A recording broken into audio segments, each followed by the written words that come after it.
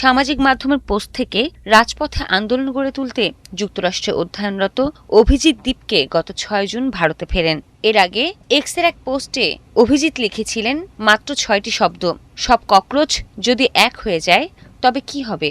মাত্র ৩০ বছর বয়সী রাজনৈতিক যোগাযোগ কৌশলবিদ অভিজিৎ দীপকের লেখা এই পোস্টটি এখন ২০১৪ সালে ভারতের প্রধানমন্ত্রী নরেন্দ্র মোদী সরকার ক্ষমতায় আসার পর দেশটিতে গড়ে ওঠা সবচেয়ে বড় রাজপথ আন্দোলনের অন্যতম প্রধান চালিকা শক্তি হয়ে উঠেছে। গত ১৬ মে দেয়া ওই পোস্টটি মূলত ভারতের সুপ্রিম কোর্টের বিচারপতি সূর্যকান্তের এক মন্তব্যের জবাবে লেখা একটি ব্যঙ্গাত্মক প্রতিক্রিয়া ছিল, যেখানে বিচারপতি দেশের বেকার যুবকদের ককরোচ বা তেলাপোকার সঙ্গে তুলনা করেছিলেন।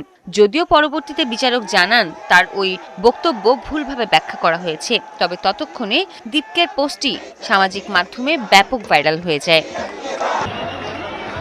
এরপর দ্রুতই আত্মপ্রকাশ করে ককরোচ জনতা পার্টি সিজেপি নামের একটি ব্যঙ্গাত্মক প্ল্যাটফর্ম, যা উচ্চ বেকারত্ব ও প্রশ্নপত্র ফাঁসের ঘটনায় ক্ষুব্ধ কোটি কোটি ভারতীয় তরুণের প্রধান প্রতিবাদী মঞ্চে পরিণত হয়।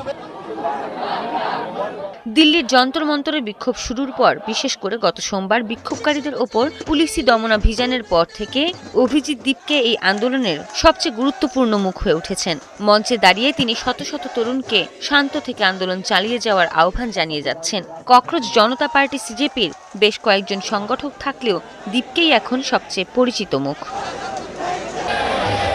বর্তমানে আম আদমি পার্টি আপ সহ একাধিক বিরোধী দল এই আন্দোলনকে সমর্থন জানালেও দীপকে এখন কোনো রাজনৈতিক দলের সঙ্গে যুক্ত নন। ২০২৩ সালে তিনি জনসংযোগ বিষয়ে স্নাতকোত্তর করতে বোস্টনে চলে যান।